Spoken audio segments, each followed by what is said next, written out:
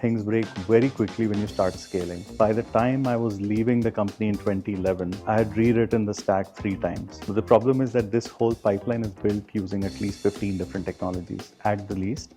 And in some cases, we've seen up to 45, 50 different systems. There's obviously this MIT study on POCs are failing at production scale. But when I talk to bank CIOs, for example, they love the fact that a bunch of young startups are coming in and they have success in maybe one department, maybe just collections, and then they're trying to roll it out and everything's breaking. I'm opposed to governance, which is once a year. It is treated almost in all serious organizations as a festival. You know, the way this conversation is going, people are going to ask me, of course, why didn't you invest? Both of us were in New York, almost shaking hands on this deal. And then we get a call that all flights to India are getting cancelled because it was COVID. Yeah. And the cost of fixing data when it is ready for consumption is almost 1,000 times more than when it enters your system. The way that AI will change the enterprise is going to be extremely fundamental.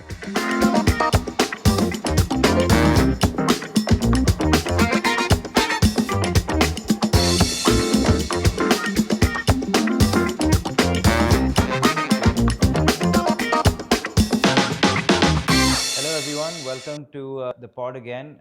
It's an exciting one for me. I'm joined by Rohit Choudhury, founder of Acceldata.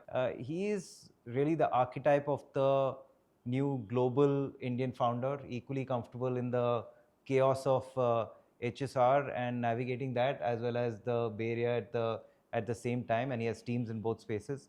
Rohit and I have known each other for more than a decade and a half, I think, at this point, and his journey really is truly the journey of data infrastructure, starting from InMobi to the Hadoop days at Hortonworks, and then founding Acceldata now, and really created this new category of data observability, and now it's Agentic Data Management, which I think is a very interesting conversation to have when you have these AI POCs failing at production scale. They power some of the largest banks, telcos, and payment companies, both globally as well as a few in India.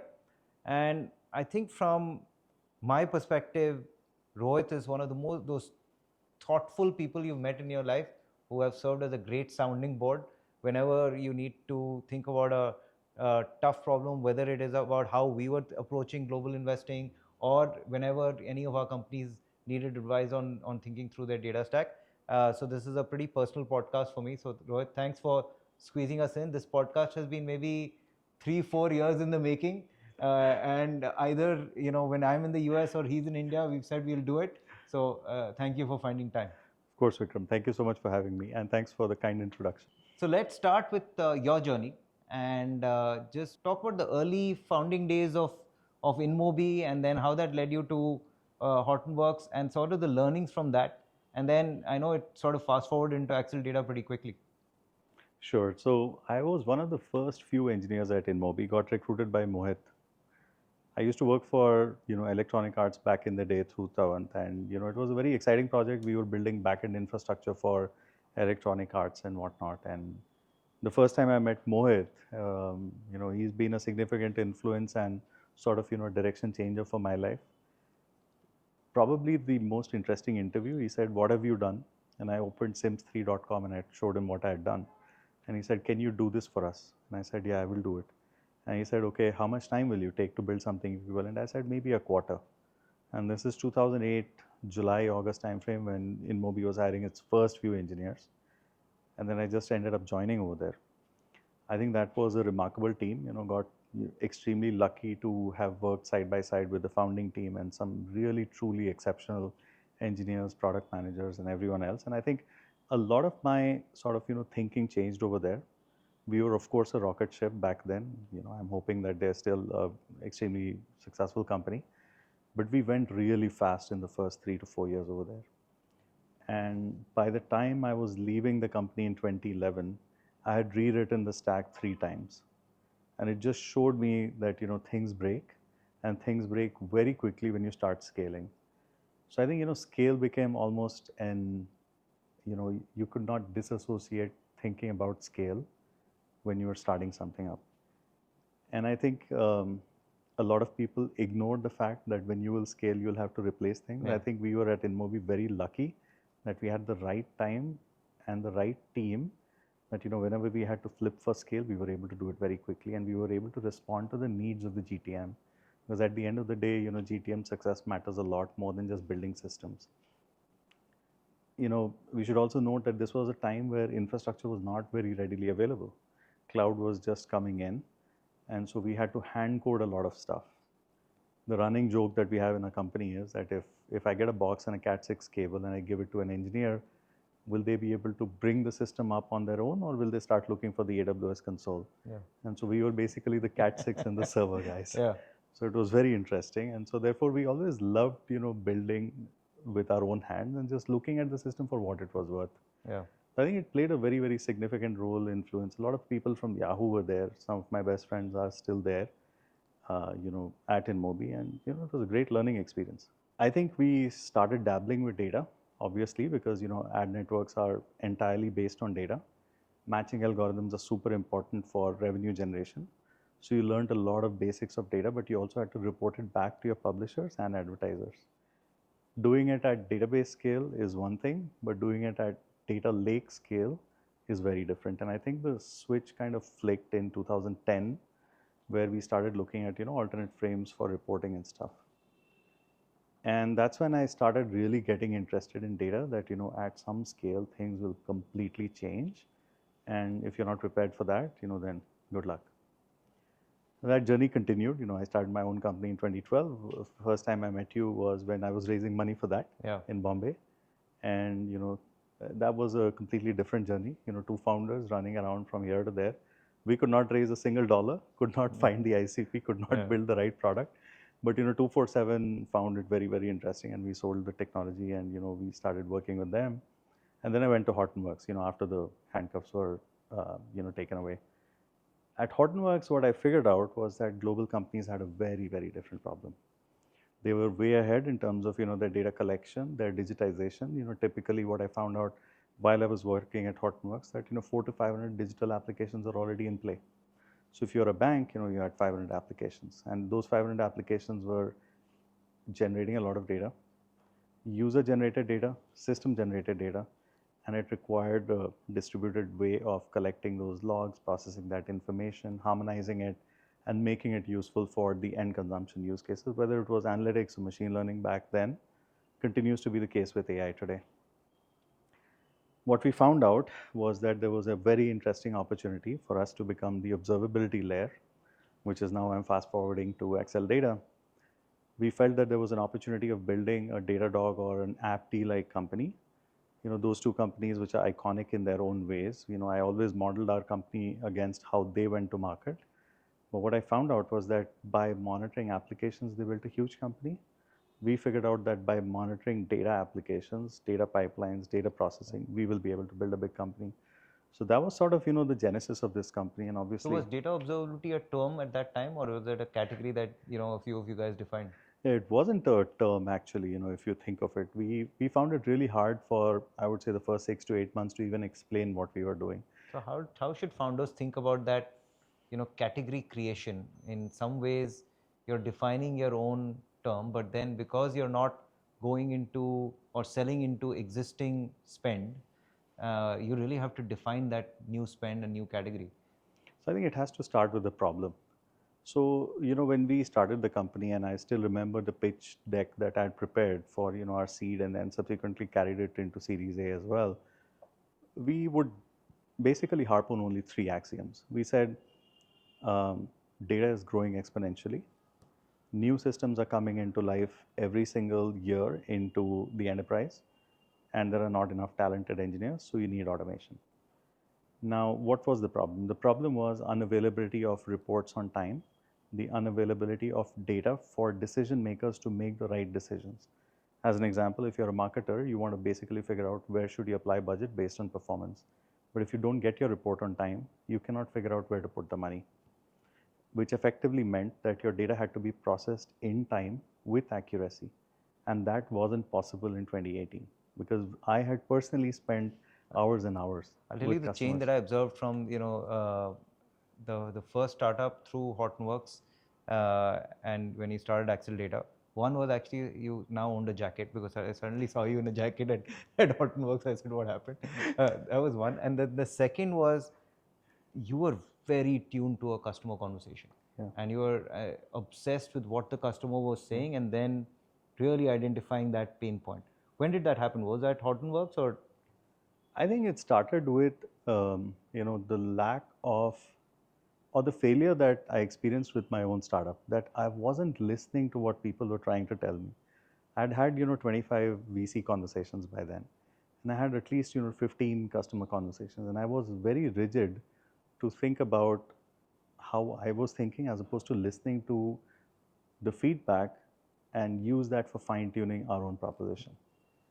And I think that played a huge influence. So every startup that I went to, every Yeah. company that I worked in, was like one trait that I managed to get out of that experience. So let's change gears and move into this data observability journey, and from there, let's start data observability to this new AI agentic framework that you've now adopted. You saw a bunch of these, I want to say, heterogeneous data Yeah. repositories, some DB, some data lakes, and so on. Pipelines were breaking. Uh, the people who needed the analytics and the data were not getting access to it. That's right. Especially at that right time. So that's the problem. And so how did this observability solve that problem, and how has that evolved over a period of time? So let's think about it. We talked about the number of applications that I had seen in the enterprise. That number of applications has grown to about 1,000. So there are 1,000 IT applications generating all kinds of data, accepting user input. So an application could be like a marketing recommendation engine. It could also be like the checkout engine. At the same time, it could be your ATM system, your point of so a sale bunch system. of these different things. Yeah. Pulling from that same relationship management, your request to visit a branch, all so of that are. Those are all the apps that an enterprise is running. That's right. On like a core data set. Yeah. And all of that is writing its own data in their own relational databases, which is the system of record. All of that data from the system of record, ERP, third-party data sources, financial data sources, you actually take all of that, harmonize that, put it in a data lake. That data lake then becomes, it follows a medallion architecture that, just like dirty water gets filtered through a sedimentation tank, you just take it through that filter and, deliver good data and insights on the other end. The problem is that, this sounds very simple logically, but the problem is that this whole pipeline is built using at least 15 different technologies at the least. And in some cases, we've seen up to 45, 50 different systems.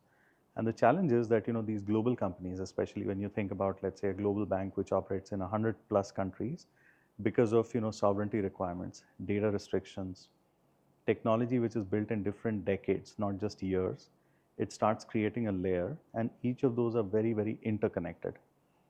So when you're looking at the final insight, you actually have to track back to the origin, which is the system of record.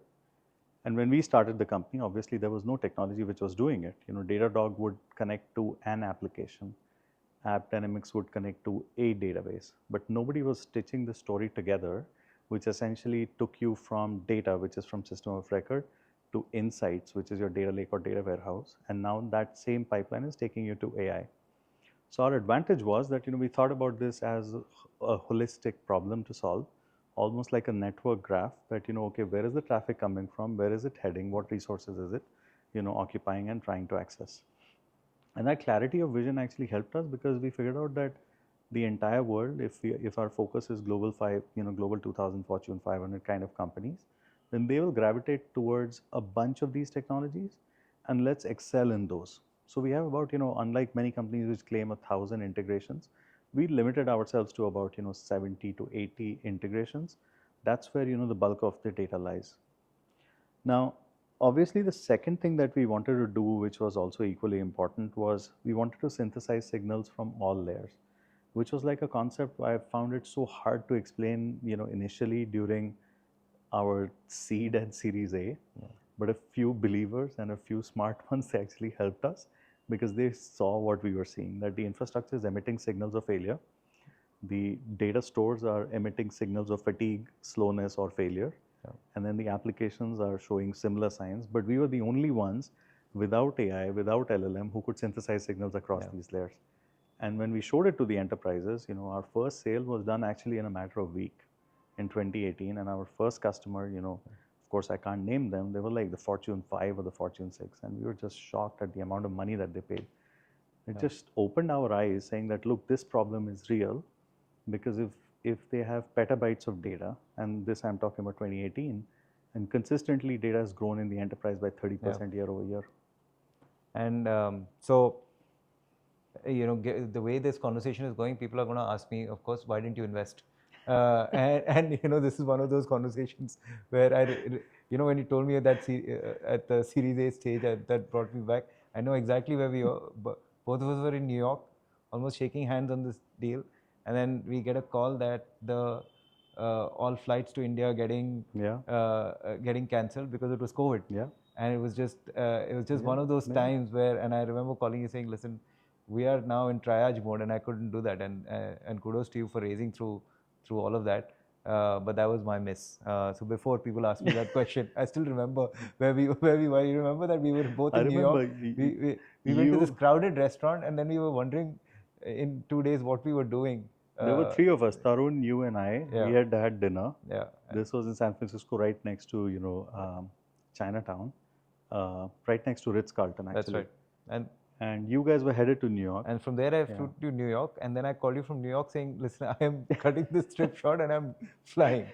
So I remember that. Yeah, it was extremely complex. There's like a second part of that story. So I had just moved pre-COVID. I think I started doing extremely frequent trips starting in 2018. But by 2019 Feb, I was trying to settle in over there. And my wife was actually on the last flight from India to US, after which the flights were cancelled. So she sat in the flight with my two boys, 2 and 7, or 2 and 5, or 3 and 6. And she read the email which said that Cisco has cancelled worldwide travel. And we just got lucky. If she could not travel, I don't think we would have been here. And I was on the last flight out from on the other way. So that's the story. Fast forward to the AI world, and that space, data observability space, I know you guys did well, but it also sort of split up into cataloging and maybe different niches. But when you fast forward to the new AI world, you had all these apps. Now suddenly you have agents running around. These agents are all real time.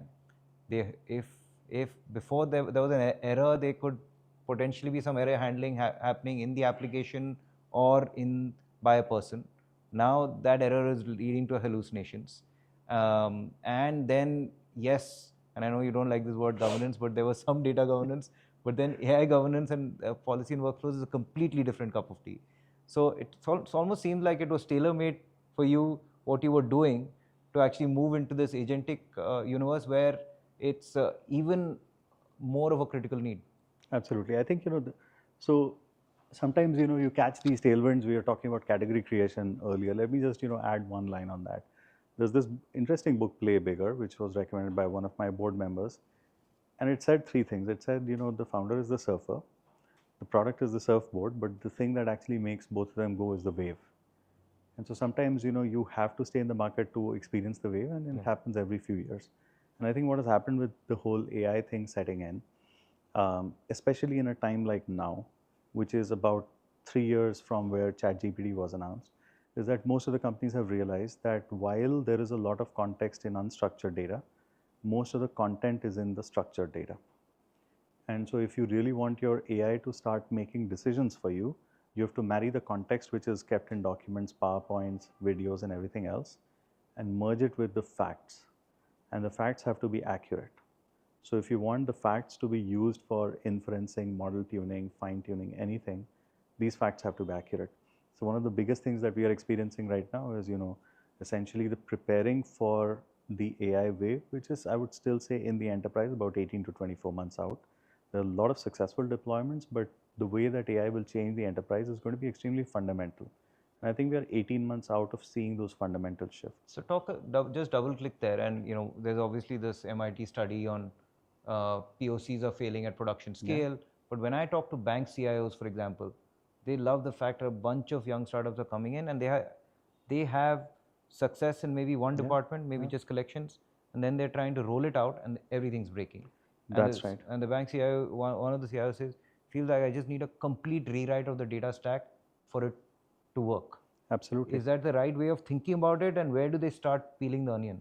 Because rewrite of that data stack, then it's not 18 months, then it's It's a decade-long transformation in that case. I think a lot of companies have been ahead of this. I think you don't have to rewrite it. You have to just manage it better. So the word that you use, governance, why am I opposed to it all the time? I'm opposed to governance, which is once a year. It is treated almost in all serious organizations as Compliance thing. a festival that Christmas comes once a year, compliance comes once a year. I don't think that's the right way of thinking about it. Every day. Yeah, it is every day. It is operational in nature. So, as an example, if you've got to keep healthy, you've got to hit the gym, run, do whatever floats your boat. But it's the same with data.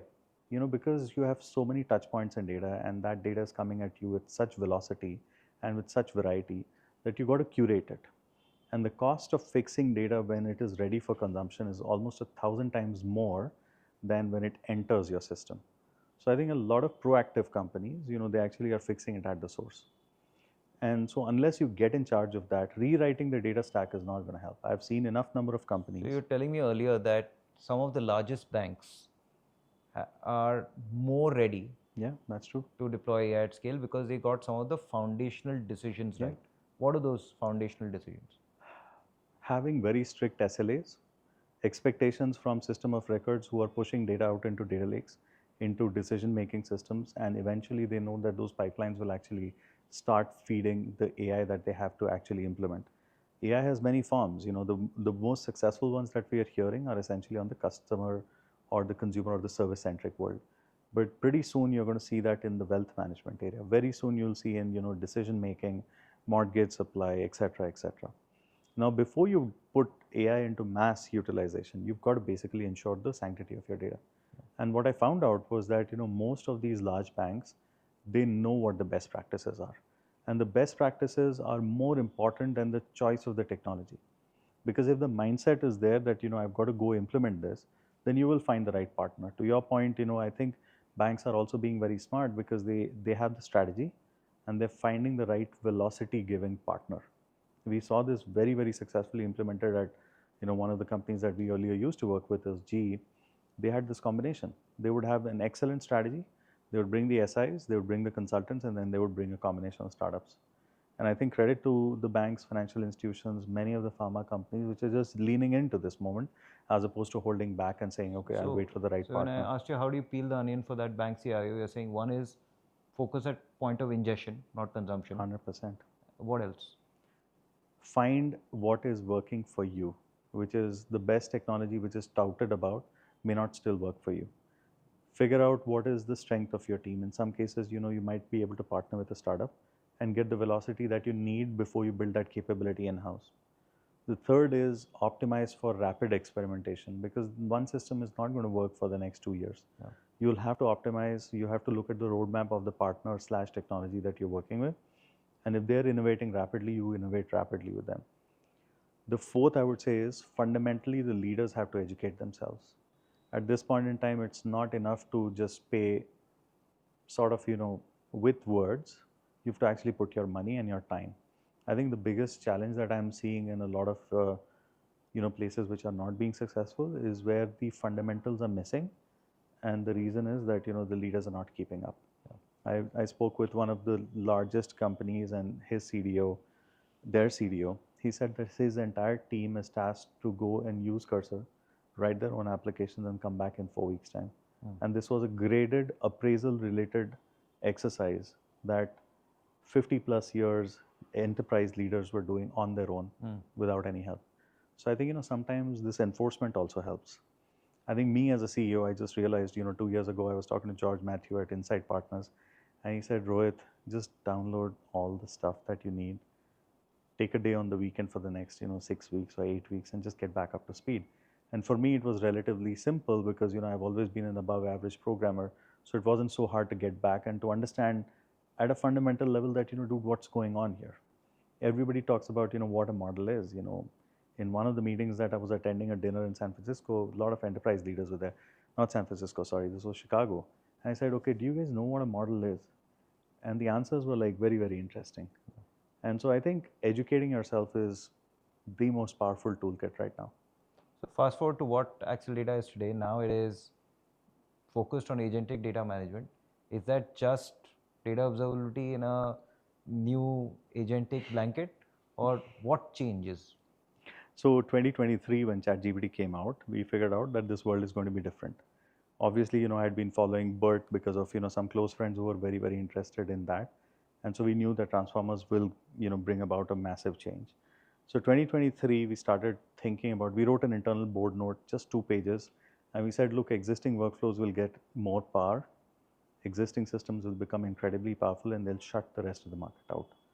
And so if we don't act on these problems right now, there could be some risk in the business. And so then we started looking at, what is the data management space looking like today?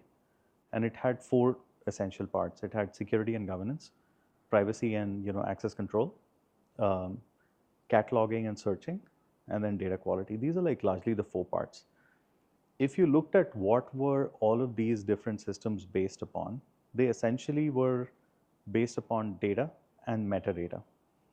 And that we had already collected between 2018 and 2023 by working with some of the largest companies, and we understood really well how the enterprise data models are, what the ontologies are, how is data being used, what critical data elements get produced in what kind of domains.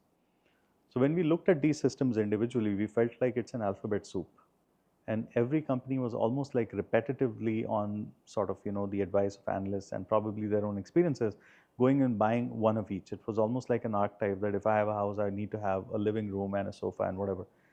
Really, they were not solving the problems. Like we discussed a couple of minutes back, that data governance had to be operational. So when we looked at this whole space in 2023, we said, okay, all right, we're going to reimagine this whole stack.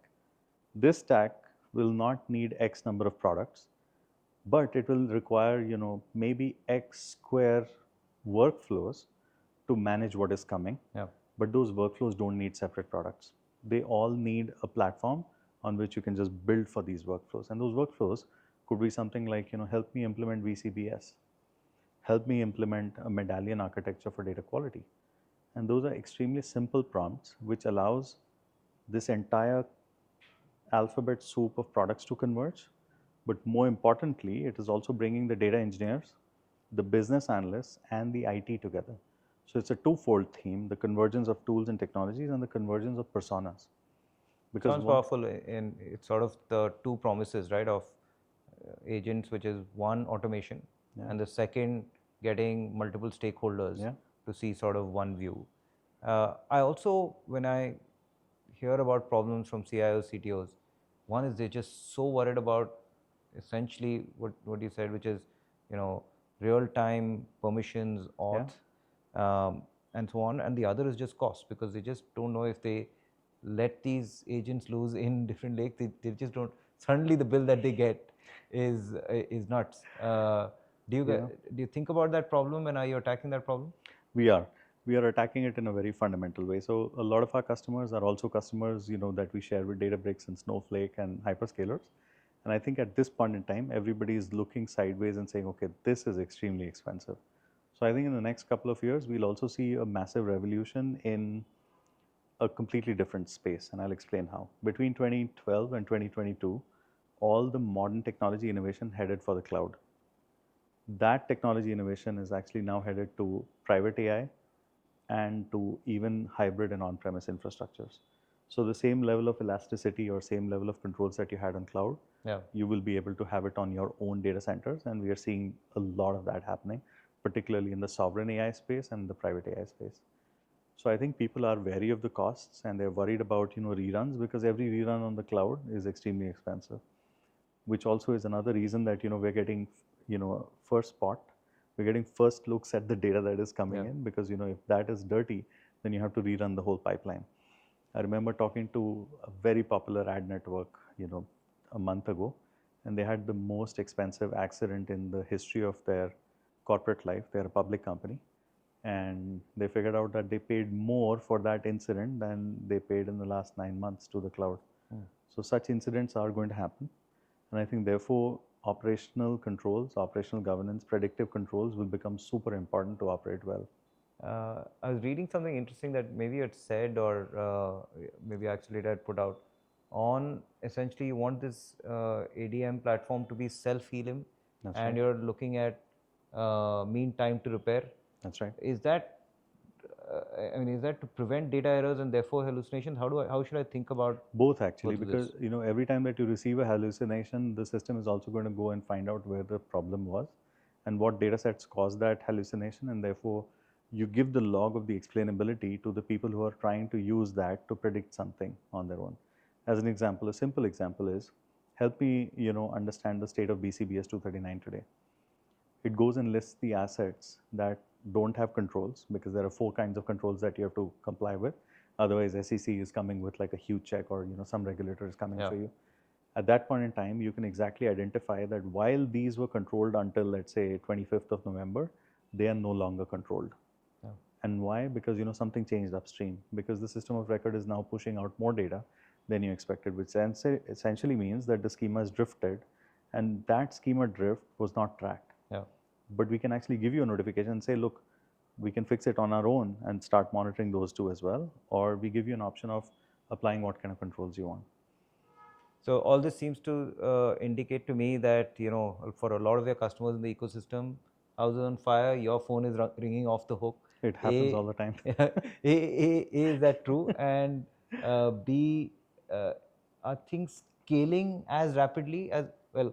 What you told me before is, hey, the velocity of conversations has just gone up, and the velocity with which orders are coming in has gone up. But does that mean also go live and scale of go live has gone up? Absolutely. We are going from, let's say, a small departmental sale to a full-scale enterprise rollout within 6 to 8 months. And this is unheard of. We have never seen this kind of speed.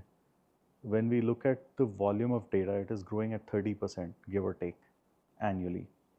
And now we're talking about unstructured data also joining that same milli. When you look at the urgency with which customers are coming and talking to us about deployments, and they're willing to bypass some of the most complex procurement steps, we know that something is going on. And this never happened. We've been in existence 7 years. Why is the last 12 months so different than the first 6? So I think something is changing. It's awesome. Congrats on all the progress, and really wishing you the best on this agentic journey. I'm going to round out our conversation with this last conversation on sort of the India edge. And I was just talking to you about how we are thinking about our investing in global companies, and we think of it as global companies and some India edge. And you've articulated this before, which is to say, hey, India gives me some engineering edge, and my US presence gives me the discipline that I need to actually build a global company. Talk a little bit more about how you think through these two things. Yeah, I think it's a very important concept. Let me just break it down by stating something very fundamental. I think if the offering is global, then you have to be close to your customer. Where it gets built, it doesn't matter anymore, provided you take the right feedback from your customers in the market that you exist. So for example, US is primary GTM for us, US and Europe. And so we have to listen to the customers very carefully. But at this stage, there is not much of a difference in the top talent in India versus the top talent in the US. I think we've come very, very close in terms of ballpark, and in some cases we are better. So I think from an engineering standpoint, provided the founders or the board and the management team has the capability of hiring the best engineers, you can run a product company from here. You cannot run GTM operations from here unless the target is mid-market. If you want to do true enterprise, then obviously you have to be with your customers, listening to them, which we discussed earlier, as part of this podcast. But I think something is changing, and very dramatically. If you look at the number of GCCs that we talk to in our customer base while I'm here, I was here for the last 7 to 9 days. The number of conversations I've had with our customers who made the buying decision in the US, but their implementation teams are here either in Hyderabad or Bangalore, it's just phenomenal. Not a single day has gone by where I've not met a customer who I had previously met on a Zoom call while I was in the US. So it's phenomenal. I think we just have to capitalize on that trend. I would say the second thing that everyone, all of us included, have to be responsible for is for high quality delivery. Because I think I mentioned this to you before. US is an iPhone first market. It expects fit, finish, quality, reliability. And unless we can get there, I think all this effort might just burn down. It's very good to hear, especially from someone like you who I know has incredible quality standards on delivery. When you think of the India part of this problem and India for Yeah. AI and or AI for India. And I was speaking to the head of India's AI mission, and he said he coined this term, which is DPI to the power AI, which Yeah. and he was essentially saying structural advantage for India, where we have DPI, we have the data stack, and then we have a consent layer, which is very unique, where as a Indian DPI user, I control my data stream, which can be tailor-made for me to create an AI financial companion, whatever have you. Have you seen something which is different on the India data stack? And I know you have some of the largest payment companies in India as your customers, where there is a structural advantage to building AI on top of the Indian stack? I think, we've got to look at the use cases. I think there are many use cases that we can apply ourselves to. And it starts all the way from, consumers who are in the rural, all the way to the top banks, which are some of the largest banks in Asia right now, HDFC, for example. So I think everybody is hungry from that perspective. I think if you look at just society in general, the aspirations have changed so much from the time that you and I were in, college to now. There is an extreme change in expectations. I think we will not be able to serve the Indian consumer who is extremely savvy, cost sensitive, unless we keep those things in mind. And therefore, I completely agree that India AI has to be extremely cheap. I think we have structural advantages because there's still vast tracts of land, plenty of power generation happening right now, which is the highest ever in India. I don't think we've had this level of power supply ever. So I think we are headed in the right direction. Lots of forays into renewable energy. Hopefully, nuclear also takes off in a big way. I think we will be in a position to deliver high quality AI. I don't think we should aim for the price points that Western countries have right now, because I don't think that'll work for us. The cost of token generation has to almost be like down to a $0 sign. Yeah. Once we get there, I think you will see AI will have a massive, massive uptake, because it all depends upon the consumers. And I think we have some of the smartest buyers, deal makers in the country. Yeah. So it will work out. I have confidence in that. And both of us have lived through that moment where the cost of data on a mobile phone just hit a point of scale, and then people couldn't just believe the tens of millions of users that were getting added every month, and suddenly it all made sense at that scale. And so we need that same low cost inferencing moment, I think, to trigger that market. I think it'll happen. We only have to look at the UPI moment. I think UPI for me was sort of education to see that, oh my God, that if the government steps in to build the foundation / the infrastructure, then the entrepreneurs can come and build on top of it and digitize the whole country. Yeah. Last time I was here, I didn't bring my India phone, and I was trying to pay cash, to vendors, and they were looking at me thinking, I've come from a completely uncivilized location. So I think, it has completely changed. Closing thoughts on advice for founders, and especially on this, how they manage their life. And I know I've leaned on you for advice when we have to give advice to founders on thinking global from day zero for their company and therefore for their lives. But two pieces of advice, right? One, and there are many people who have advised me, so I'm just sort of regurgitating insights from what I've learned. But two things I would say. One is a lot of conversation happens between focus and width.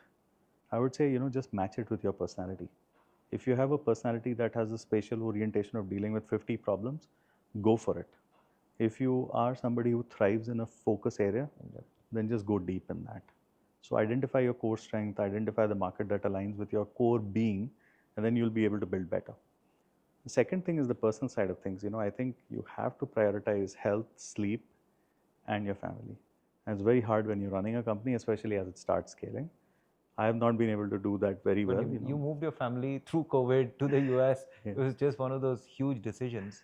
Yeah, I mean, they've paid the price for it. Yeah. It's not been easy, especially because I had young children who have now grown up in between. I didn't even realize that they grew up. I wish I'd slept a little more. And I would highly, highly recommend, people sleep a lot more than, most of the average founders. They don't get too much sleep. I think the final piece of this advice is building an exceptional management team is the only way to succeed. And finding the exact management talent which aligns with the startup, with the stage of your startup, and a stage appropriate, and have the same passion to move things. If you can lean on them and if you can give them the freedom, I think that really changes the game. And I know that really helped you in your journey of saying, India, I can leave to Ashwin, and your team, and I can just go for it in the US. If I didn't have that support in India, then I would just be getting dragged back all the time. 100%. Brian Chesky put it the best that, between those three founders, or 3 or 4 founders that they had, they essentially never tried to be right. They actually said that, we prioritized our relationship over being right all the time. We've done the same. We don't debate too much, unless it's like a life-threatening situation. Somebody can take a call, some calls will be right and some won't be, and we'll see. We'll keep rolling. As always, this has just been a fantastic discussion, and with you, the thoughts and the insights keep coming, so I can keep going on. But I'm going to end on that note, and good luck for the journey ahead, and I'll keep seeking you out for advice. Thank you, Vikram. Thank you for your kind words again, and great talking to you today. If you like this episode of Zero to Infinity, there are so many more that you must check out. If you like Indian startup content, hearing about founder journeys, or knowing more about emerging sectors that we're investing in, Zero to Infinity is the channel that you need to subscribe to.